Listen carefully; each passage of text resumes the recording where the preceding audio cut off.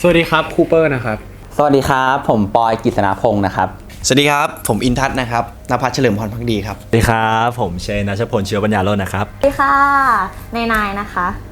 สวัสดีครับผมโกะนะครับผมสวัสดีค่ะแอนเดรียค่ะสวัสดีค่ะแบงค์ค่ะต้องบอกก่อนนะครับว่ารายการเอาให้รอดเนี่ยปอยอ่ะเป็นคนไม่ได้เป็นคนดีคือเคยมีมาก่อนในรายการเอาให้รอดเนี่ยคือพี่แนนเคยทำให้ปอยแล้วปอยเป็นพิธีกรเดี่ยวซึ่งตอนนั้นอ่ะรายการเอาให้รอดมันยังไม่ได้โหดแล้วก็หรือโหดเท่านี้เลยครับคือตอนแรกอ่ะปอยไม่ได้คิดว่ามันจะแบบไปในสายที่แบบแอดเวนเจอร์หรือลุยขนาดนั้นเพราะตอนแรกที่ปอยเคยทำรายการเอาให้รอดนี่ก็จะเป็นแบบเป็นเกมง่ายๆเป็นเกมที่แบบออกไปหาอาหารอะไรอย่างเงี้ยครับคือไม่คิดไม่ฝันว่าจะเจอทีมงานทำขนาดนี้ครับการเอาให้รอดเนี่ยตอนแรกพอบอกมาเราก็มีคิดอยู่ในใจแล้วแหละว่าเฮ้ยมันจะต้องเป็นรายการที่ให้เราทำภารกิจอะไรนู่นนี่นั่นเพื่อเอาชีวิตรอดกับกลุ่มเพื่อนซึ่งเป็นใครก็ไม่รู้หรือจะมีใครมาเสริมอีกหรือจะมีใครลดลงอีกก็ไม่รู้เพราะเขาไม่ยอมบอกอะไรเราเลยแต่พอเริ่มรายการจริงๆเราก็เลยอ๋อเรามีแอนเดียพี่แบงค์เพิ่มเข้ามาเพราะฉะนั้นก็เลยรู้สึกว่าแบบมีพี่โกอีกคนมีแอนเดียพี่แบงค์แล้วก็พี่โกเพิ่มมาเพราะฉะนั้นก็คือเรารู้แล้วว่าคนพวกเนี้ยเขามาสไตล์ไหนเขาเป็นยังไงเพราะฉะนั้นเราก็เลยแบบถามว่ากลัวไหมก็ไม่ค่อยกลัวแต่ทุกคนดูมุ่งมั่นและสู้ตายมากในความคิดคือจริงๆแล้วเนี่ยในพาร์ทของอินทัศน์ที่อินทัศน์คิดนะครับน่าจะเป็นเกี่ยวกับทำกิจกรรมร่วมกันหรือว่าได้ไปเที่ยวซะส่วนใหญ่ก็คือแบบเหมือนแบบไปเที่ยวไปเหมือนแบบไปหาของกินตามจังหวัดไปแบบไปเที่ยวตามจังหวัดนู้นจังหวัดนี้อะไรอย่างเงี้ยครับตอนแรกผมคิดว่าคือได้ยินมาแหละว่าเป็นแบบเกมโชว์อะไรเงี้ยคงมีเกมที่แบบให้แข่งขันกันให้แบบแบ่งทีมอะไรเงี้ยเป็นเกมที่แบบเหมือนเราเคยเล่นมาแล้วตอนมัธยมตอนม.ปลายอะไรเงี้ยแบบเดี๋ยวทายคำเดี๋ยววิ่งไล่เดี๋ยวซ่อนแอบอะไรประมาณนั้นในความคิดของผมแล้วก็แบบวนไปอาจจะมีเกมใหม่ๆบ้างที่แบบไม่ขนาดนี้อะไรเงี้ยฮะตอนแรกที่รู้ว่าจะได้ถ่ายรายการนี้ก็คิดว่าตามชื่อเลยเอาให้รอดก็คือน่าจะต้องใช้ชีวิตรอดอยู่ที่ไหนสักแห่งคิดไว้แค่นี้คิดว่าน่าจะมีแบบภารกิจอะไรอย่างนี้เพราะว่าอารมณ์แบบว่าเกมโชว์คิดว่าน่าจะต้องแต่ไม่ได้คิดว่าจะต้องแบบลำบากยังคิดว่าเป็นเกมอารมณ์แบบว่าแบบมีแบบเกมเซตเป็นแบบเป็นเกมแล้วเราก็ทำภารกิจได้สำเร็จอะไรแบบนี้กับทีมกับคู่ตัวเองแล้วก็แค่อยู่ตรงนั้นให้รอดไม่ได้คิดว่าจะแบบโหดอะไรมากมายคิดว่าแบบว่าสนุกสนานเล่นเกมทำภารกิจแค่นั้นเองไม่ได้คิดแบบเวอร์วังอลังการพูดก่อนเขาเรียกว่าขอเกริ่นก่อนคือตอนแรกทีมงานติดต่อไปบอกว่าเนี่ยเดี๋ยวจะให้แอนเดียมาเป็นกัปตันทีมนะกูก็คิดเลยมันต้องเป็นอะไรที่แบบคือฉันไม่ต้องกลัวแล้วพอฉันเป็นกัปตันฉันเป็นลีดเดอร์ฉันโอเคฉันมั่นใจเจอ EP แรกเข้าไปเท่านั้นแหละเกมพลิกค่ะเข้าใจถือปะแบบอะไรไหนกัปตันทีมตอนแรกคิดเลยคืออีกคนนึงเดี๋ยวค่อยรอดูนะว่าเขาเป็นใครอีกคนนึงบอกว่าเนี่ยเดี๋ยวแอนกับเนี้ยนะเดี๋ยวมาเป็นแบบเป็นหัวหน้าทีมคู่กันเลยโดนแกงคู่ค่ะสรุปไม่ใช่หัวหน้าทีมค่ะเป็นหนึ่งในทีมค่ะแบบเข้าใจฟิลป่ะแบบโดนแกงแต่ EP แรกเลยงงปะเข้าใจฟิลนะปะอะไรเงี้ยเป็นการเล่นเกมแต่ว่าแบบเป็นเกมที่แบบสนุกแบบว่าใครชนะได้รางวัลอะไรอย่างเงี้ยเนี่ยเราคิดแค่นี้แต่ว่าเรามาเพื่อชนะตอนแรกที่เราได้ยินชื่อเนี่ยเราคิดว่ากุ๊กกูเนี่ยเราว่าเกี่ยวกับผีแน่ๆก็คือตอนแรกรู้ว่ามีนักแสดงทั้งหมด4คนก็คือปอยพี่เปอร์พี่อิน5คนปอยพี่เปอร์พี่อินนายแล้วก็พี่เชนก็คือตอนแรกเราจะรู้ว่าแค่ว่ามีแค่5คนในเกมที่เราจะมาเล่นกันและที่เซอร์ไพรส์ของปอยก็คือพี่แอนเดรียพี่แบงค์แล้วก็พี่โกคือคนที่เซอร์ไพรส์ที่สุดเนี่ยคือพี่โกเพราะไม่คิดว่าพี่โกเนี่ยจะมานะครับเพราะตอนแรกเนี่ยพี่โกเขาเป็นเจ้าของร้านแก๊ปมีก็ไม่คิดว่าเขาจะมาเล่นเกมกับเราไม่คิดว่าเขาจะมาบ้ากับเราอะครับอย่างเงี้ยก็แต่พี่แอนเดรียกับพี่แบงค์เนี่ยก็ไม่ค่อยแปลกใจเท่าไหร่เพราะว่าพี่เขาเป็นสายแบบเฮฮาอยู่แล้วก็พอได้พี่แบงค์พี่แอนเดรียพี่โกเข้ามาร่วมในรายการนี้ก็รู้สึกว่ามันมาเติมเต็มให้พวกเราแบบเต็มร้อยครับเกิน100ที่ซ้ำไปสำหรับผม เจอผู้ร่วมรายการครั้งแรกใช่ไหมก็หลายๆคนเราคุ้นหน้าคุ้นตาเขาอยู่แล้วแบบคูเปอร์เชนเนอร์อะไรเงี้ยหลายๆคนนะแล้วก็ จะมีน้องใหม่ที่เราเพิ่งเคยเจอเนี่ยคือนายแล้วก็ชีแบงค์สองคนนี้ที่เราเพิ่งเจอใหม่ก็จะมีความแบบเกรงๆจูนกันยากนิดนึงแต่ภายในแบบแค่ประมาณสักชั่วโมงเดียวเนี่ยเราก็จูนกันติดละง่ายชิล จริงๆคือเห็นภาพเลย มองปุ๊บรู้เลยว่าอะไรจะเกิดขึ้น ทั้งความสนุกความฮาและความบันไลจะต้องเกิดขึ้น จริงก็รู้สึกว่ามันต้องสนุกมากๆแน่ๆเพราะว่าทุกคนอ่ะปั่นกันหมดเลยแล้วก็ทุกคนเต็มที่มากฮะ เจอผู้ร่วมรายการครั้งแรกโอ้ยแล้วก็แฮปปี้แหละเพราะว่าเราอะเคยคุกคีกับเด็กๆในไตเคชันแล้วมีแถมมีแอนเดียมาด้วยเอ้ยทุกคนน่ะคือที่สุดแต่ละคน8คนนี้คือแบบไว้ใจใครไม่ได้พอทุกคนเนี่ยร้ายทุกคน คือรู้เลยว่าต้องสนุกรู้เลยว่ามันแน่แบบเห็นอีก7คนที่อยู่ต่อหน้าเรารู้เลยว่าแบบมันต้องมีอะไรที่ไม่คาดฝันเกิดขึ้นนะแล้วก็แอบคิดในใจว่าแบบยังไงเราก็ชนะอยู่แล้ว เพราะว่าดูจากแต่ละคู่แข่งคือก็ไม่ได้ต่างอะไรจากเรามากไปสักเท่าไหร่เพราะว่าเห็นเขาแข็งแรงแบบนั้นคือไม่ได้แข็งแรงตามศักยภาพที่เห็นนะคะต้องรอดูนะคะ เพราะว่าพอเห็นตอนแรกก็แอบแบบแอบแบบมีความแบบกังวลนิดนึงแบบไหนก็ผู้ชายเนาะเราก็เป็นแบบชนีตัวเล็กอะไรเงี้ยสรุปไม่มีให้ตัวแบบอะไรก็ไม่รู้แบบไก่กามากค่ะพูดแค่นี้นะคะที่เจอผู้ร่วมรายการด้วยกันเนาะโหยมันก็รู้อยู่แล้วแหละว่ามันจะเป็นยังไงเพราะว่าแต่ละคนเนี่ยที่แบบเรามาร่วมรายการด้วยมันก็คือคนใกล้ชิดนั่นเองฮะซึ่งบอกตามตรงว่ามันทำอะไรได้ง่ายมากเวลาแบบทำกิจกรรมร่วมกันอะไรอย่างเงี้ยมันค่อนข้างจะรีแลกซ์แล้วก็มันจะแบบมีความสนุกสนานแล้วก็เป็นตัวของตัวเองมากครับ รู้สึกว่าเอาแล้วตายแล้ว คิดไม่ออกเดาไม่ถูกเลยว่าจะต้องคู่กับใครเจอกับอะไรบ้างแล้วแบบโอ้โหรู้สึกว่าตอนนั้นก็คือแบบเอาให้รอดนี่คือต้องเอาตัวเองให้รอดแล้วแหละไม่รู้ด้วยซ้ำว่าแต่ว่าทุกคนก็คือมาได้สถานภาพเดียวกันคือไม่รู้อะไรเลยทุกคนก็มาด้วยความหวาดระแวงดังนั้นแบบก็ไม่ได้มีใครแบบว่าแบบเป็นสปายเข้ามาอย่างนี้แต่ก็คิดว่าตอนแรกคิดว่าแบบในทีมคนในทีมเลยตั้งแต่ครั้งแรกเลยคิดว่าต้องมีคนแบบรู้ทุกอย่างอยู่แล้วแน่ๆแบบมันจะต้องมีสักคน2คนแหละที่มันจะต้องรู้อะไรอย่างนี้แล้วก็แบบแอบแกล้งอะไรอย่างนี้แต่พออยู่ไปอยู่มาก็คือสรุปไม่มีใครรู้อะไรเลยแล้วก็โดนแกล้งกันหมดผัดกันแกล้งอะไรอย่างนี้แต่ว่าสุดท้ายก็สนุกดี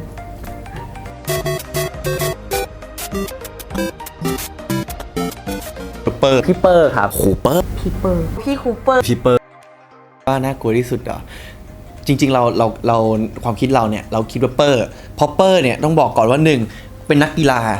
2แขนยาวขายาวตัวยาวซึ่งมันเปอร์มันเนี่ยมันมีอะไรที่มันแบบสรีระที่แบบใหญ่กว่าคนอื่นอะไรเงี้ยเรากลัวเพราะว่าเรารู้จักเปอร์ค่อนข้างดีที่น่ากลัวที่สุดก็ต้องยอมรับว่าเป็นพี่เปอร์ครับเพราะว่าพี่เปอร์เนี่ยจะมีความต้องบอกก่อนว่าเกมของเราเนี่ยจะเป็นเกมที่ใช้สมองอาจจะมีนิดนึงแต่ส่วนมากเนี่ยจะใช้เรื่องแบบกำลังหรือแบบพละกำลังเป็นส่วนใหญ่ซึ่งพี่เปอร์เนี่ยจะเป็นคนที่ร่างกายแบบบึกบึนแล้วก็แข็งแรงมากครับซึ่งน่าจะเป็นบอสใหญ่ซึ่งทุกคนเนี่ยรวมแบบความคิดเห็นกันว่าพี่เปอร์เนี่ยเป็นบอสใหญ่เพราะว่าเอาลงยากมากครับคนในรายการเนี่ยที่พี่โกคิดว่าเขาน่ากลัวที่สุดเนี่ยคือคูเปอร์เพราะอะไรรู้ไหมเพราะว่าคูเปอร์เนี่ยเขาเป็นนักกีฬาแขนก็ยาวขาก็ยาวความคิดอะไรอย่างเงี้ยแบบเขาจะมีไหวพริบที่แบบรวดเร็วแล้วก็จะมีแบบพิษส่งมาเยอะไอ้เจ้าเนี่ยเนี่ยคูเปอร์ที่ว่าน่ากลัวจริงๆปะฉันกลัวคีเปอร์คือจริงๆตอนแรกก็ไม่คือเพราะว่าด้วยความที่ตอนแรกใช่ป่ะถ่าย EP แรกเนี้ยก็ยังไม่ได้รู้ว่าเกมมันจะเป็นประมาณไหนแต่พอได้เริ่มแข่งปุ๊บอะคีเปอร์น่ากลัวนะคะโดยเฉพาะเกมที่ต้องใช้กำลังหรือเกมที่การกีฬาเนี้ยทุกคนรู้ว่าเขาเป็นนักวอลเลย์บอลมือเขากับมือดิฉันเนี่ยมือเขาคือประมาณนี้มือดิฉันคืออยู่แค่นี้แค่เขาจับดิฉันแขนดิฉันอาจหักได้ใช่ไหมเขาคือคู่แข่งที่น่ากลัวมากแต่ถ้าเป็นแบบอะไรที่ไม่ได้ใช้กำลังเขาก็ไม่ใช่ถือว่าเป็นคนที่น่ากลัวขนาดนั้นนะคะแต่ถ้าให้กลัวก็กลัวพีเปอร์ค่ะเนาะกลัวมากที่สุดเรียกว่าเป็นคู่ดีกว่าพี่คูเปอร์กับเชน2คนนี้คือเขาไม่ได้คู่กันแบบว่าเราไม่รู้ว่าเขาจะคู่กันหรือเปล่านะแต่ว่าคือตั้งแต่ยังไม่ได้เริ่มรายการไม่ทำเขาแค่คุยกันอะแบบ คืนก่อนอะไรอย่างเงี้ยที่จะแบบออกไปถ่ายรายการเขาแค่แบบเฮ้ยถ้าเราได้อยู่ด้วยกันนะเราจะต้องแบบวางแผนแกล้งคนนู้นคนนี้เราต้องจัดเต็มแล้วคือเขาวางแผนว่าเขาจะได้อยู่ด้วยกันแล้วอะเขาทำตัวแบบแล้วคราวนี้สักพักหนึ่งมีพี่แอนเดียเข้ามาร่วมวงด้วย แบบเฮ้ยเนี่ยเราจะต้องแบบร่วมกันทำอย่างนี้อย่างนี้นะถ้าเราได้อยู่ทีมเดียวกันนี่ก็แบบระแวงแหละโอ้โหแต่ละคนแล้วแต่ละคนคือขี้แกล้งอยู่แล้วพี่คูเปอร์กับเทนนี่คือในชีวิตประจำวันไม่ต้องถ่ายรายการอะไรก็โดนแกล้งอยู่แล้วก็เลยยิ่งแบบถ้าเขาอยู่ทีมเดียวกันนะก็คือไม่รอด น่ากลัวที่สุดในรายการผมว่า คือจริงๆมี2คนแต่ผมไล่ก่อนละกัน คนแรกเลยคือพี่เปอร์ อันเนี้ยด้วยพละกำลังด้วยโครงสร้างของเขาส่วนคนที่2คือพี่อินทัศน์เพราะว่าพี่อินทัศน์เนี่ยเขามีความแบบชอบเล่นแบบชอบเล่นเกมแล้วชอบอยากชนะอะไรอย่างเงี้ยก็เลยรู้สึกว่า2คนเนี้ยน่ากลัวแต่ถ้าเกิดว่า2คนนี้ต้องเลือก1คนผมว่าพี่เปอร์น่ากลัว ใครน่ากลัวสุดเหรอพี่แบงค์เพราะจากที่ผ่านมาเขาเป็นคนซุ่มเขาเหมือนเขาจะเล่นแต่บางไฟท์ที่เขาต้องสู้เขาไม่ยอม แม้แต่เกมใช้กำลังสู้จนตัวตายยอมเลือดนักสู้แต่จริงๆคือจะต้องบอกเลยว่าทุกคนสู้เหมือนกันไม่ว่าจะเป็นแอนเดียในเกมไหนเสียเปรียบไม่เสียเปรียบไม่รู้แหละรู้อย่างเดียวว่าต้องเอาให้รอดไม่มีใครน่ากลัวเลยสำหรับเราแบบเราคิดว่าเราใน8คนนี้เรายืนหนึ่งเราคิดว่าเราสามารถเล่นได้ทุกเกมเราสามารถแบบเอาตัวรอดได้สำหรับคอนเซปต์รายการคือเอาให้รอดเรารอดแน่นอนเราไม่กุ๊กกูมันอีก8คนนะอีก7คนแน่นอน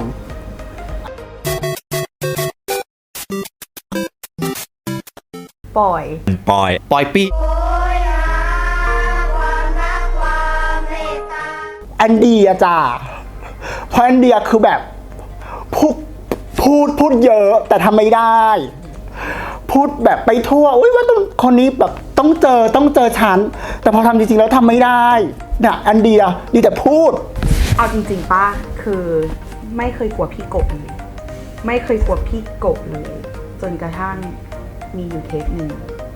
ไม่ใช่ว่าพอเขาเป็นคนแข็งแรงแต่เขาเป็นคนเจ้าเล่ห์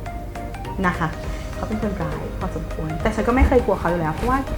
ส่วนมากในรายการมันอาจจะใช้หนี้ก็จริงแต่มันก็ใช้กำลังซึ่งเขาสู้อะไรไม่ค่อยได้แค่ทำเนี้ยกระเด็นแล้วทำเนี้ยบุ๊กระเด็นก็โอเคงั้นก็ไม่ค่อยน่ากลัวสักเท่าไหร่นะคะพี่โกรธเนาะ ใครในรายการที่เรารู้สึกว่าหน่อมแหนมใช่ไหมเรารู้สึกว่าเราขอยกตำแหน่งเนี่ยให้นายละกันเพราะรู้สึกว่านายเป็นผู้หญิงตัวเล็กๆหน้าทะนุถนอมแล้วก็เรารู้สึกว่าน้องแบบคงไม่ค่อยกล้าทำอะไรพวกพี่ๆหรอกแต่เอาจริงๆป่ะตอนที่แข่งเกมกันน้องเขาก็ไม่เห็นหัวพี่เหมือนกันนะครับจะเอาชนะอย่างเดียวเลยนะครับน้องครับทุกคนน่าจะเดาได้นะไม่ฟังจากคำว่าหน่อมแหนมปล่อยคือปล่อยเป็นคนตัวสูงนะแต่มันมีความแบบอ่อนแอนแบบอยู่อย่างเงี้ยตลอดเวลาคือคิดว่าถ้าแข่งเกมแบบใช้กำลังเนี้ยคือไม่ใช่ว่าปอยไม่มีกำลังนะมันก็เป็นคนที่แข็งแรงคนนึงแต่แค่มันเป็นความแบบมีความแบบอะไรนะแบบงงอยู่ตลอดเวลาคือมันเหมาะกับคำว่าหน่อมแนมจริงๆก็เลยคิดว่าถึงจะใช้กำลังมันก็จะมีความแบบมึนๆงงๆอ่องๆของมันก็จะทำให้มันแบบกำลังที่มันมีแบบไม่ได้ใช้เพราะว่าแบบตามใครไม่ทันก็เลยคิดว่าแบบปอยน่าจะน่ากลัวน้อยสุดแหละโหเอาจริงๆภาพทุกคนอาจจะเห็นว่าคนนู้นอาจจะดูนุ่มนิ่มคนนู้นอาจจะดูในอาจจะดูเป็นผู้หญิงปอยอาจจะดูแบบงงดูแบบขำๆแต่จริงๆแล้วพอเข้ามาในรายการทุกคนไม่มีใครหน่อมแนมเลยทุกคนสู้ไม่ได้ก็จะสู้ต้องสู้ด้วยเกมไม่ได้ก็สู้ด้วยปาก เพราะเราจะมีการเชื่อเฉือนกันตลอดเวลาแต่คือสนุกมากๆครับหน่อมแนมสุดเหรอเอาจริงจะตอบนายก็ไม่ใช่เพราะว่านายผมรู้สึกว่าต่อให้เขาเป็นผู้หญิงเขามีความที่จะแบบไฟมากกว่าผู้ชายจริงๆแต่ว่าหน่อมแนมสำหรับผมเลยนะผมว่าเป็นปอยเพราะรู้สึกว่าปอยมันมีความซื่อมันตามคนไม่ค่อยทันน้องจะแบบว่าเฮ้ย เล่นยังไงเล่นแบบงงๆน้องจะงงๆอื่นๆฮะ รู้อยู่แล้วเนี่ยไม่ต้องถามก็รู้อยู่แล้วว่าใครหน่อมแนมที่สุดก็พูดไปเดี๋ยวก็จะหาว่าแกล้งน้องหรือเปล่ารังแกน้องหรือเปล่า ทุกคนน่าจะรู้นะครับปอยปี้นั่นเอง ไข่เนาะไข่นะคำถามนี้ยากนะทุกคนขอคิดกัน ไม่นับตัวเรานะใช่ไหมไม่นับตัวเรานะจริงเหรอเอาปอยตอบนายแล้วกันเพราะว่านายเนี่ยเป็นผู้หญิงที่เหมือนภายนอกบุคลิกเนี่ยจะดูมีความแบบแข็งสตรองนิดนึงแต่ปอยคิดว่านายเนี่ยน่าจะแบบเอาลงง่ายสุดเพราะว่าด้วยความเป็นผู้หญิงและแรงน้อยด้วย แล้วก็น้องเขาเพิ่งเข้ามาใหม่ยังแบบรู้ไม่เท่าทันพวกเราอันนี้แต่จริงปอยก็ไม่รู้เรื่องกับใครเขาหรอก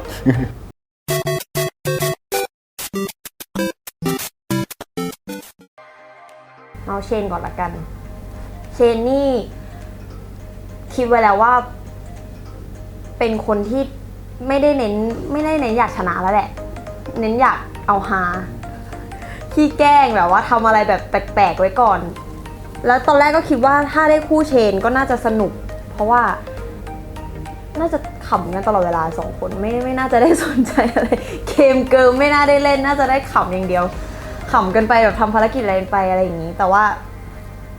ต่ถ้าไม่ได้อยู่กับเชนเนี่ยคิดว่าน่าจะต้องแบบทำยังไงก็ได้ทำลายล้างคู่เชนก่อนอะไรอย่างนี้ ส่วนเชนไม่ต้องพูดถึงเนาะไปดูในรายการถ้าอยากรู้เชนเราไม่อยากพูดถึงเยอะขนาดนั้นเพราะว่าเขาค่อนข้างจะเป็นพันธมิตรที่ดีของเราอยู่นะคะแบบเราไม่ค่อยอยากจะพูดถึงเขาเยอะนะคะ พี่เชนเนี่ยจะเป็นสายแบบสายเอาตัวรอดสายแบบไปเรื่อยสายแบบก็เอาชนะยากเช่นเดียวกันครับสำหรับพี่เชนเนี่ยเขาจะแบบไปนู่นไปนี่ไปนั่น เนเลอร์นะครับผมคิดว่าคนนี้เนี่ยเขาก็คิดว่าแบบว่าแบบนอกรอบก็คือเจอแบบพี่โกพี่แบบทำอย่างนั้นอย่างง้นอย่างนี้อะไรอย่างงี้ใช่ไหมแต่เอาจริงๆอ่ะพอแข่งเกมกันจริงๆอ่ะเขาก็ไม่สนเหมือนกันนะเขาก็ใส่สุดเหมือนกันนะคนเนี้ยแล้วก็ไว้ใจไม่ได้ด้วยไอเนี่ยพิษส่งเยอะเชนเนเลอร์อ่ะร้าย โหเชนนี่ขอนึกแป๊บนะไอ้นี่มันต้องบอกก่อนว่าเชนเนี่ยมันเป็นคนที่บางอย่างเนี่ยเราไม่คิดว่าเขาจะชนะนะแต่เฮ้ยมันชนะได้ไงวะแล้วแบบเฮ้ยมันชนะได้ไงอ่ะมันแบบมันเก่งของมันแล้วมันแบบมันมีอะไรที่แบบว่าไวกว่าคนอื่นเนี่ยเชนเป็นคนที่หัวไวกว่าคนอื่นแล้วก็สตรองอย่างนี้เลยฮะแต่เจอกัน EP หน้าผมจะไม่ยอมแพ้แล้ว สำหรับเชนนี่บอกเลยว่าเด็กร้ายๆของเชนเนี่ยก็คือไม่ผิดหวังบอกเลยว่าคนเนี่ยไม่ผิดหวังแล้วเขาเนี่ยนอกจากความร้ายของเขาอ่ะเขามีเทคนิคมีวิธีการมีแบบชั้นเชิงของเขาที่แบบว่าทำให้เราแบบเซอร์ไพรส์ได้อยู่ตลอดแบบบางทีแบบบางเกมเนี่ยต้องสู้กับเชนว่ะเอาไงดีวะอ่ะพละกำลังเราสูงกว่าเราใช้พละกำลังเขาสู้สรุปมันมีเทคนิคในการหลอกล่อเราเพื่อให้เราเสียหลักเยอะแยะมากมายคือจะบอกเลยว่าเชนเนี่ยถือว่าเป็นตัวเซอร์ไพรส์เหมือนกันเชนโอ้ยเชนเนี่ยเขาแบบเขามาเงียบๆเขาไม่พูดเยอะนะแต่เขาเลิศแต่ก็เท่านั้นเพราะว่าเราสกัดไปแล้วเราสกัดดาวรุ่งไปแล้วสำหรับเชนนะเชนคือดาวรุ่งพี่โกะนะฮะจากเทปแรกผมรู้สึกว่าพี่โกะมีความแบบนิ่งยังมีความแบบไม่กล้าแล้วก็ไม่กล้าเล่นกับพวกเราแบบเต็มที่เพราะว่ายังแบบใหม่อยู่อะไรอย่างเงี้ยแต่พอเทปต่อมาเทปเรื่อยๆผมรู้สึกว่าพี่โกะเนี่ยมีความแบบหน้าเหมือนไส้นะฮะมีความแบบอยากแกล้งพี่โกะว่ะไม่อยากปล่อยพี่โกะไว้อะไรอย่างเงี้ยครับพี่โกะเขาเป็นน้องใหม่ของที่เราอยู่ด้วยกันคนอื่นๆเนี่ยเราจะสนิทกันมาค่อนข้างจะสนิทละแต่พี่โกะเนี่ยเขาก็จะมีความเป็นพี่ชายอะไรอย่างเงี้ยพี่โกะเขาจะมีความแบบตามคนไม่ทันอยู่นิดนึงอะไรอย่างเงี้ยตามคนไม่ทันเพราะว่าไอ้พวกเด็กๆทั้งหลายเนี่ยมันซนนะพี่โกะก็เลยตามไม่ทันแต่พี่โกะเขาก็สู้สุดใจนะครับต้องยอมรับยกนิ้วให้ฮะพี่โกะเอาจริงพี่โกะตอนแรกเลยคิดว่าพี่โกะเนี่ยน่ากลัวเพราะมีความแบบเขาดูเป็นผู้ใหญ่แล้วเขาน่าจะช่ำชองเกมแต่พอมาจริงๆแล้วเฮ้ยพี่โกะคือเด็กคนนึง เขาดูมีความเป็นเด็กเขาดูมีความแบบสนุกสนานกับเราแรกๆเกมแรกๆเขาอาจจะยังแบบกล้าๆกลัวๆแต่ไปๆมาๆโอ้ร้ายไม่เบานะคนเนี้ยพี่โกะนะครับพี่โกะจะมาแนวแบบพี่ชายที่แสนดีพี่ชายอบอุ่นอะไรอย่างเงี้ยครับทุกคนก็สำหรับพี่โกะก็ถือว่าเอาลงไม่ยากนะแต่ชนะก็ไม่ง่ายนะเพราะว่าพี่โกะจะเป็นคนที่มีการวางแผนมีชั้นเชิงอะไรอย่างเงี้ยครับก็จะเอาลงยากหน่อยแต่ถ้าขอพี่โกะน่าจะให้พี่โกะเนี่ยคือแบบเราคิดว่าเป็นพี่แต่พอเล่นจริงๆนะโอ๊ย พี่โกะคือแบบลังท้ายเลยสำหรับเรา พี่โกะนี่ไม่เดาไม่ได้เลย เพราะว่าไม่เคยแบบว่าได้แบบเล่นอะไรอย่างเงี้ยพี่โกะมาก่อน ไม่เคยได้แบบว่ามีโอกาสได้พูดคุยเพิ่งมาได้สนิทกันในรายการนี้แหละ ซึ่งก่อนที่จะเล่นเลยคือเดาไม่ได้เลยว่าพี่โกะเขาน่ากลัวหรือเขามาแบบเฮ้ยซอฟๆไม่มีอะไรอย่างนี้ซึ่งเราดูในรายการเลยอะแต่ว่าอิมเพรสชั่นแรกที่เห็นคือเฉยๆกับพี่โกะไม่เรียกว่า no comment กับพี่โกะ นายเป็นเขาเรียกว่าเป็นหนูชะนีที่เห็นตัวเล็กๆอย่างแต่ว่าเขาเรียกว่าเขาคือนักสู้เขาไม่เคยท้อถอย ถึงแม้เขาจะโดนแกล้งมากขนาดไหนแต่เขาไม่เคยถอยไม่เคยแบบยอมแพ้อะไรอย่างเงี้ยเขาสู้คือแบบเขาสู้จริงๆเข้าใจฟินป้าซึ่งเป็นอีกหนึ่งคู่แข่งที่ต้องจับตาดูเขาไว้เลยเพราะว่าเขาก็ค่อนข้างที่จะแบบว่าไม่เคยแบบไม่ยอมแพ้ น้องนายเนี่ยน้องนายเนี่ยอยู่ด้วยแล้วสนุกแต่ในกิจกรรมที่ทำมาเนี่ยน้องนายเนี่ยเขาจะเก่งบางอย่างก็คือมีความสามารถบางอย่างที่เราไม่เคยรู้มาก่อนว่าเขาเป็นคนที่แข็งแรงนะจริงๆแล้วอ่ะเป็นคนที่แข็งแรงมากเวลาแบบทำกิจกรรมต่างๆเนี่ยน้องนายเนี่ยสตรองสุดยอด นายเนี่ยเป็นมานอกสายตาเลยเพราะนายเป็นผู้หญิงแต่ว่าก็ว่าไม่ได้แต่นายเนี่ยจะระดับคือแบบไม่ได้แบบในดิสเขาเรียกว่าสำหรับเราเป็นผู้หญิงที่แบบในบรรดาทั้ง8คนเนี่ยดูแบบน้องน่าจะมีความแบบความแข็งแรงความแบบเอาตัวรอดน้อยที่สุดแต่เราก็จะมีแบบมีความแบบคอยช่วยเหลือน้องบ้างสำหรับนายจะเป็นผู้หญิงที่ฉลาดมากเอาจริงฉลาดในการเล่นเกมคือเดาเกมแบบเดาออกว่าแบบเนี่ยเดี๋ยวคนนี้มันจะต้องเล่นอย่างนี้เดี๋ยวคนนั้นจะต้องเล่นอย่างนั้นอะไรอย่างเงี้ยค่อนข้างมีไหวพริบนายเนี่ยบางคนบอกเป็นผู้หญิงตัวเล็กเนี่ยจะสู้เขาได้ไหมโอ้โหขอให้บอกนายก็นายเขามีท่อนขาที่มีพละกำลังเพราะเขาเป็นนักเต้นดูได้จากท่อนขาอันทรงพลังของเขาสู้ตายแล้วเขาไม่เคยแพ้ใครเขาจะมีเทคนิคความคิดหรือว่าวิธีการของเขาเพื่อมาแบบเอาชนะให้ได้อินทัชเราก็รู้จักกันมาประมาณน่าจะ 6-7 ปีได้แล้วนะอินทัชแต่ว่าเอาจริงก็เพิ่งจะมาสนิทกันที่รายการนี้แหละครับอินทัชก็เป็นน้องที่น่ารักแล้วก็จริงๆเขาจะมีความแบบพี่โกะผมว่าอย่างนั้นคนนี้เขาจะมีไอเดียอะไรของเขาที่เขาแนะนำเสมอแล้วก็พอมีตอนนี้ผมได้คู่กับเขาเนี่ยก็จะมีความแบบเขาเล่นเกมเขาเป็นคนที่จริงจังมากๆคนหนึ่งเลยแบบจะเอาชนะให้ได้ก็คือแบบเนี่ยคือตัวตนของอินทัชครับผมอินทัชพี่อินทัชนี่รู้จักสนิทแต่เดาไม่ได้เหมือนกันเพราะว่าพี่เขาเหมือนจะมีด้านหนึ่งเขาเหมือนจะมีความแบบเฮ้ยฉลาดแบบอันนี้รอดแน่นอนอยู่ว่าพี่อินทัชคือรอดแต่อีกด้านหนึ่งแบบบางทีเขาก็เผยด้านที่แบบจะดีหรอแบบไม่น่าได้มั้งพี่แบบเขาเป็นคนแบบมีแบบมุมแปลกๆที่แบบว่าอยู่ดีก็จะเผยออกมาพี่อินทัชอย่างที่บอกครับว่าพี่อินทัชเนี่ยเป็นคนที่ชอบเล่นเกมชอบเอาชนะอันนี้ก็คือเขาจะมีความมุ่งมั่นมีความแบบมึงเล่นอย่างนี้ใช่ไหมได้เดี๋ยวกูจะเล่นอย่างนี้อะไรอย่างเงี้ยแต่แกตลกฮะพี่อินทัชนะครับพี่อินทัชนี่ก็จะว่ายากก็ยากจะว่าง่ายก็ง่ายนะสำหรับพี่อินเพราะพี่อินเนี่ยจะเป็นคนที่เกมไหนเนี่ยถ้าเล่นเก่งก็คือเก่งเลยแต่ถ้าเกมไหนถ้าไม่เอาอะไรเลยก็ไม่เอาอะไรเลยครับอินทัชเนี่ยถือว่าแบบด้วยความที่เขาเล่นกีฬาอยู่แล้วด้วยเขามีพละกำลังเขามีแบบการแบบส่วนมากเทคนิคเขาคือจะใช้พละกำลังและใช้ความว่องไวของเขาให้เป็นประโยชน์นี่ส่วนอินทัชเนี่ยแรกๆเขาอาจจะแบบยังไม่ค่อยรู้ว่าเกมเป็นยังไงแต่หลังๆมาแล้วเขาเริ่มรู้เกมแล้วเขาแบบทำได้แต่ก็ยังแบบแต่ยังทำได้ไม่เท่านี่นี่คือแบบยืนหนึ่งอยู่แล้วปอยเอาจริงคือต้องบอกก่อนว่าปอยทุกคนอาจจะดูว่าเขาดูเป็นแบบคนแบบไม่ค่อยทันสู้ไม่ค่อยได้แต่จริงๆแล้วมาเกมนี้สู้ตายไม่ยอมเหมือนกันก็คือถือว่าจริงๆเซอร์ไพรส์เหมือนกันนะบางเกมเห็นปอยแบบเฮ้ยมันสู้มันเอาซึ่งแบบทำได้ดีครับแล้วรู้สึกว่าน้องปอยก็แบบคือน้องพยายามแหละแต่น้องซื่อ แล้วก็น้องเต็มที่กับเกมที่ได้เล่นนะครับปอยเนี่ยเราจะมีความแบบเป็นการทำร้ายเพราะเรามีความรักปอยแต่ณตอนนั้นแล้วมันเป็นเกมเราต้องสู้กับปอยเราต้องคิดว่าตอนนั้นคือปอยคือผู้เข้าแข่งขัน เราก็ต้องสู้ปอยให้ได้ ไอ้เจ้าปอยเนี่ยเห็นแบ๊วๆใสๆอย่างนั้นเนี่ยไม่ธรรมดานะครับเพราะอะไรนะครับเพราะเวลาเขายิ้มทีนึงอ่ะผู้ชายของผมก็แอบใจสั่นได้เหมือนกันนะครับนี่คือจุดแข็งของเขาเลยนะครับคุณผู้ชมปอยก็อยู่ในหมวดหมู่ที่ว่าแบบเป็นเด็กที่เอิกอาร์กเอาง่ายเป็นเด็กที่เอิกอาร์กเลยแบบอยู่ในรายการก็จะเป็นฟิลโมเมนต์ที่แบบว่าวิ่งลืมตากล้องอะพูดแค่นี้แหละเหมือนไม่มีกล้องอยู่มั้งวิ่งลืมตากล้องเป็นไรอะเป็นไรก่อนเนาะงงมากพี่เปิ้ลนี่ไม่ต้องพูดถึงเลยความคิดที่จะชนะพี่เปิ้ลเนี่ยประมาณ 10% แล้วกันเพราะพี่เปิ้ลเนี่ยมีความแข็งกระด้างในตัวมีความบึกบึนมีความแบบเอาลงยากก็ถ้าอยู่กับพี่คูเปอร์น่าจะรอดเพราะว่าพี่คูเปอร์เขาดูแบบแข็งแรงตัวสูงพละกำลังเยอะสมองแบบเก่งฉลาดอะไรอย่างงี้ถ้าอยู่กับเขาน่าจะสบายแต่ถ้าไม่อยู่กับเขาเนี่ยน่าจะตายเลยแหละเอาไม่รอดอ่ะ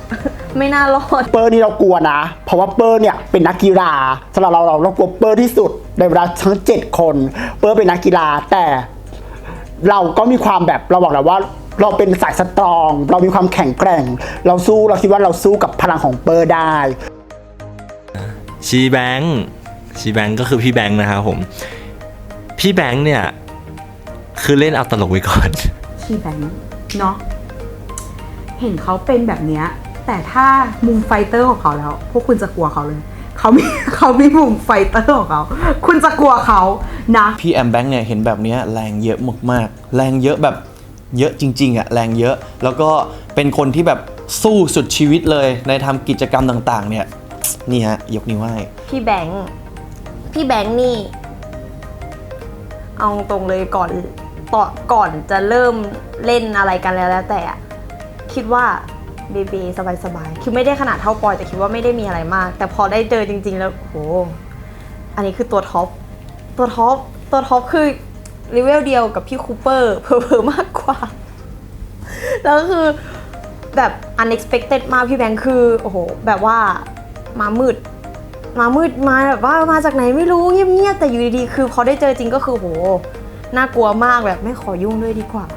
ชีแบงค์ตอนแรกเราด้วยความที่ว่าเรารู้จักเขาในฐานะที่เป็นเพื่อนของเพื่อนแล้วก็เขาเคยมาเป็นลูกค้าร้านเราอย่างเงี้ยก็จะมีความแบบเรียกพี่ค่ะคุณพี่ค่ะนั่นนี่ใช่ไหมแต่พอแข่งกันจริงๆเธอชนฉันกระเด็นนะจ๊ะชีแบงค์เธอไม่ไว้หัวไม่ไว้หน้าฉันเลยนะจ๊ะชีแบงค์พี่แบงค์น่าจะเป็นคนที่เห็นอย่างนั้นนะพี่แบงค์เป็นคนที่แรงเยอะมากครับทุกคนคือเป็นบุคคลที่มีแรงเยอะปอยคิดว่าพอๆพี่เปอร์เลยแต่พี่แบงค์เนี่ยจะมีความอ่อนโยนอ่อนนุ่มต่อปอยหน่อยเพราะว่าไม่รู้เหมือนกันนะเพราะว่าอะไรแต่สำหรับปอยคิดว่าพี่แบงค์เนี่ยถ้าขอดีๆพี่แบงค์น่าจะยอมปอยนะพี่แบงค์บางคนอาจจะดูว่าเฮ้ยเขาดูหวานเขาดูแบบว่าตลกแต่จริงๆแล้วสู้ตายเกมที่ใช้พละกำลังเนี่ยบอกเลยให้เขาเลยชนเป็นชนกระเด็นเป็นกระเด็นตายเป็นตายผมพูดเลยเจ้นะครับเจ้พี่แอนเดียเนี่ยไม่ต้องพูดถึงเลยคือ energy เขาเหลือล้นมากๆแล้วเราไม่มีทางที่จะแบบไปเบียดหรือจะไปชนะพี่เขาได้เลยนะครับเพราะ energy เขาคือ number one ค่ะแอนเดียนี่เป็นน้องที่น่ารักอยู่แล้วเรารู้จักกันมาตั้งแต่น่าจะ 2-3 ปีได้แล้วแอนเดียเป็นคนที่น่ารักเป็นคนที่เหมือนเอนเตอร์เทนทุกคนอยู่ด้วยก็จะหัวเราะตลอดแต่เวลาเขาเล่นเกมนะครับหัวเราะไปด้วยนะแต่เขาก็จริงจังมากนะคนนี้ไม่ธรรมดาแต่แอนเดียนะฮะจริงๆ2คนนี้คือมาคู่กันคือแบบเอาง่ายๆคือทั้งหมด8คนน่ะเต็มที่หมดเลยแล้วแบบตลกหมดเลย2คนนี้จะมาใกล้ๆเคียงกันแบบนิสัยใกล้เคียงกันคือตลกทำอะไรก็ตลกไปหมดพี่แอนเดียก็คือตลกอย่างเดียวเลย ตลกไม่ว่าจะทำอะไรตลกไปหมดแบบว่าเขามีความเฮฮาของเขาเนาะเขาแบบว่า alert ตลอดเวลาคือสมมติว่าแบบทุกคนแบบกำลังเหนื่อยมากๆแล้วแบบทั้งทีมคือแบบมันไม่ไหวแล้วแบบมีพี่แอนเดียเดินมาแบบพูดคำ2 คำคือทุกคนจะแบบเฮ้ย energy บวกพลังบวกทุกคนจะแบบว่า alert ตามแล้วทุกคนก็สงสัยตลอดเวลาว่าพี่เขาแบบ energy ล้นตลอดเวลาเลยเนาะคือไม่มีเหนื่อยกับการพูดการคุยแต่ว่าซึ่งเป็นเรื่องดีชอบตรงนี้เพราะว่ามันจะมีแบบคนหนึ่งที่คอยแบบกระตุ้นทุกๆคนให้แบบว่าสนุกไปกับมันอะไรอย่างนี้มาถึงแอนเดียไม่หยุดจริงๆการพูดของเขาไม่มีหยุดแรงไม่มีหมด non stop คือทุกคนจะได้เห็นเลยว่าขุมพลังงานที่แท้จริงแล้วเป็นยังไงแอนเดียนะฮะแอนเดียเนี่ยเขาจะเป็นคนที่ เอาตรงๆนะแอนเดียเขาเป็นคนที่แบบมีความมั่นใจในตัวเองฮะมีความมั่นใจในตัวเองก็แอนเดียก็ถ้ามี EP ต่อไปเนี่ยก็อยากจะบอกแอนเดียว่าเก็บแรงที่พูดเนี่ยเอาไว้ทำกิจกรรมต่อไปดีกว่า หลอกเล่นนะ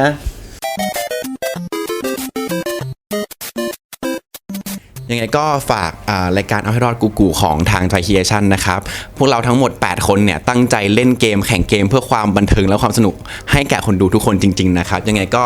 ฝากติดตามด้วยนะครับ อยากจะบอกนะครับว่ารายการเอาให้รอดของพวกเราเนี่ยเป็นรายการที่สนุกมากครับแล้วก็เป็นรายการที่ทุกคนอาจจะคาดไม่ถึงหรือคาดไม่คิดในบางสิ่งบางอย่างเพราะว่าตัวอินทัศน์เองเนี่ยก็ไม่คิดเหมือนกันว่ามันจะออกมาเป็นแบบนี้หรือว่าเหตุการณ์ล่วงหน้าจะเป็นยังไงไม่มีใครรู้เลยครับซึ่งเราก็อยากให้ทุกคนเนี่ยมาดูแล้วก็มาติดตามพวกเรากันเยอะๆนะครับ อยากฝากรายการนี้นะคะทุกคนอยากให้ทุกคนได้ดูว่ามันสนุกจริงๆมันครบรสมีทั้งความสนุกเฮฮาตลกโปกฮาคำขบแบบขำขันได้ตลอดเวลาเราจะเห็นว่าแต่ละคนน่ะมันจะมีความแบบมีเขาเรียกว่าอะไรมีความขิงกันน่ะแต่พอทำสุดท้ายแล้วอ่ะความขิงของแต่ละคนน่ะมันจะเกิดความตลกขึ้นมาอยากให้ทุกคนได้ดูนะคะฝากรายการเอาให้รอดกุ๊กกูนะคะทั้ง8คนฝาก8คนด้วยนะคะก็ยังไงอยากให้ทุกคนเนี่ยติดตามรายการเอาให้รอดกุ๊กกูนะครับผมเพราะว่าพวกเราเนี่ยเต็มที่มากๆนะครับผมยังไงก็อย่าลืมติดตามกันนะครับก็กับรายการเอาให้รอดกุ๊กกูนะคะก็เป็นรายการใหม่ของพวกเราที่พวกเรา8คนได้ร่วมกันแบบตั้งใจเล่นตั้งใจทำออกมามากตั้งใจถ่ายมากถึงแม้มันจะเป็นความที่แบบว่าเรียลลิตี้เราไม่ได้รู้ไม่ได้แพลนอะไรเลยแต่ว่าทุกคนแบบสนุกกับมันมากเอนจอยกับมันมากคือตลกอ่ะใครเครียดๆคือดูคือหาคือหายเครียดคือเพลินอ่ะแล้วก็ทุกคนน่าจะรู้สึกสนุกไปกับมันคือมีความแบบแปลกใหม่มีความแบบว่าสิ่งที่ไม่ค่อยมีใครทำแล้วทุกคนคือจริงจังกับมันมากจริงจังเหมือนกับว่าคือชนะคือได้โล่รางวัลแบบว่าได้ขึ้นแบบกินเนสบุ๊กแต่จริงๆก็คือไม่เอามันเอาชนะอย่างเดียวคือมาเพื่อแข่งขันแบบว่าสายเลือดนักสู้ในทุกๆคนคือแบบว่าเต็มร้อยมากเกินแบบลิมิตมากดังนั้นอยากฝากทุกคนติดตามดูในทั้งเทปแรกและเทปต่อๆไปในอนาคตที่เราจะมีกันด้วยไม่ว่าจะไปที่ไหนก็ขอให้ทุกคนติดตามกันด้วยนะคะต้องฝากรายการเอาให้รอดกุ๊กกูด้วยนะทุกคนฝากพวกเราทั้ง8คนด้วยคือแล้วก็จะบอกว่ารายการเนี้ยทีมงานเขาทุ่มเทมากเนาะแล้วก็พวกเรา8คนเนี่ยก็ทุ่มเทเหมือนกันคือไม่แพ้กันเลยคือแต่ละอย่างที่เราทำไปเนี่ยไม่มีการเซตเกิดขึ้นมันเรียวทั้งหมดเจ็บจริงไม่ใช้สแตนด์อินเลยนะแล้วก็อยากให้ทุกคนไปเห็นว่าความสนุกความเฮฮาเวลาพวกเรา8คนอยู่ด้วยกันอ่ะมันจะเป็นยังไงเนี่ยต้องไปดูเราไปอะไรถือว่ามันเป็นเขาเรียกว่ารูปแบบรายการใหม่ที่อาจจะมีคนเคยทำแล้วแหละแต่ว่าพวกเรา8คนยังไม่เคยทำเพราะฉะนั้นมารอดูกันว่าพวกเรา8คนจะเป็นยังไงในรายการเอาให้รอดกุ๊กกูแล้วก็ติดตามดูกันว่าจะมีคนไม่รอดหรือเปล่านะเพราะว่าคิดว่าน่าจะมีอยู่ตั้งแต่ EP แรกก็คือไม่รอดแล้วต้องรอติดตามดูนะฝากรายการเอาให้รอดกุ๊กกูถ้าคุณคิดว่าการเล่นเกมเป็นแค่การเล่นเกมคุณต้องมาดูครับว่าจริงๆแล้วการเอาชีวิตรอดจริงๆมันเป็นยังไงแล้วความสนุกสนานความฮาที่มันจะบังเกิดการเซอร์ไพรส์ทุกอย่างที่คุณจะเห็นไม่ว่าจะเป็นจากทีมงานเซอร์ไพรส์เด็กเองเด็กเซอร์ไพรส์กันเองหรือตัวเองเซอร์ไพรส์ตัวเองหรือคนดูเซอร์ไพรส์นักแสดงอันนี้ต้องรอดูครับก็ปอยขอฝากรายการเอาให้รอดกุ๊กกูนี้ไว้ด้วยนะครับก็เป็นรายการวาไรตี้ที่รับรองว่าสนุกมันฮาแล้วก็ขอฝากเพื่อนๆทุกคนในกลุ่มไว้กับอ้อมอกอ้อมใจทุกคนแล้วก็ที่สำคัญขอฝากตัวปอยไว้กับทุกคนด้วยนะครับอย่าลืมให้กำลังใจแล้วก็คอมเมนต์มาเยอะกดไลค์กด Subscribe ช่องไตครีเอชั่นเยอะกันด้วยนะครับก็เดี๋ยวไว้เจอกันในรายการเอาให้รอดกุ๊กกู